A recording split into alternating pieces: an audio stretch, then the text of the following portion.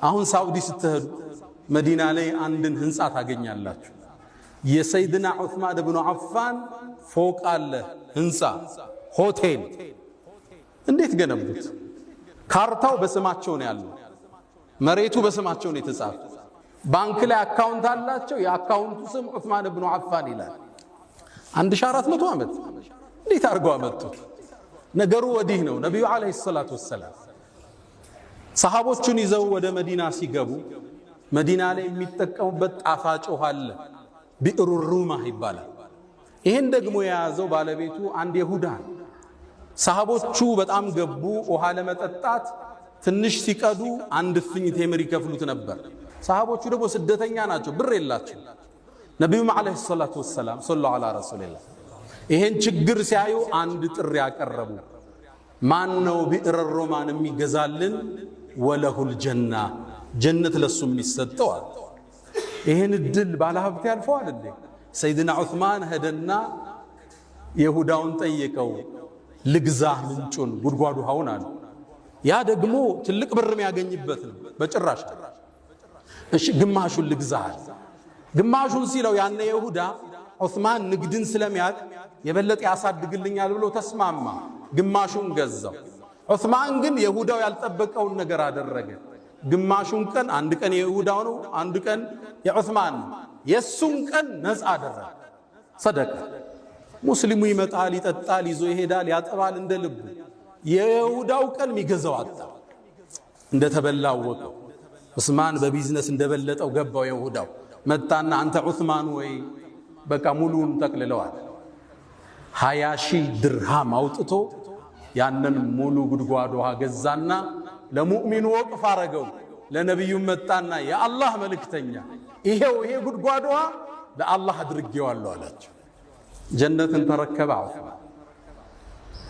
ያነ ወንዝ ዙሪያ ላይ ያነ ምንጩ ጥግ የተተከሉ የቴምር ዛፎች አሉ።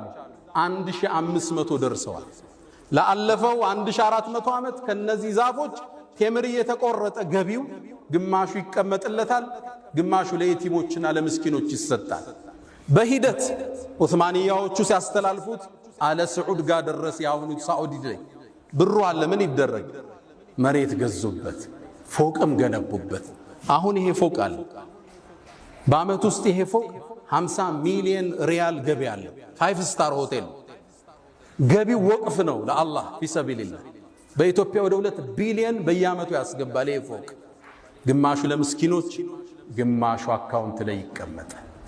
የዛሬ 1400 ዓመት የነበረ ባለ ሀብት አሁን ሐረም ላይ ፎቅ አለ።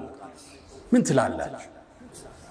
ንግዱ እንዴት ነው የነገዱት? እንዴት ነው ሰርተውበት የሄዱት? አላህ ከነሱ ጋር ጀነቶች ይሰብስባል። ትልቁን ማዕረግ ያገኘበትን ክስተት ልንገራችሁ። ነቢዩ ዓለይሂ ሰላቱ ወሰላም እንደምታውቁት ከሩሞቹ ጋር የመጀመሪያ ያረጉት ፍልሚያ አለ። ገዝወቱ ሙዕታ ላይ ኻሊድ ሰራዊትን ይዞ ተመለሰ። ሩሞቹ ሙስሊሞችን እንደሚዘምቱ ሲታሰብ መልእክተኛው ዓለይሂ ሰላቱ ወሰላም አሁን ከአረብ ውጭ የሆነ ጠላት መጥቶብናል፣ ሰራዊት ላስታጥቅ ብለው ተነሱ። ይሄን ዲን ለማጥፋት ያልተሞከረ የለም። ከመነሻው ሊያዳፉ። ከዛም ሰራዊት አደራጁ። ሰራዊቱን ካደራጁ በኋላ ትጥቅ ጎደላቸው። ፈረስ የለም፣ ግመል የለም፣ ጦር የለም፣ ጋሻ የለም። ምን ያርጉት? ሚንበራቸው ላይ ወጡና ምን يجهز لنا جيش العسرة ሰራዊቱን ማን ነው የሚያስታጥቀው? እናንተ ባለ ሀብቶቹ ያሉ።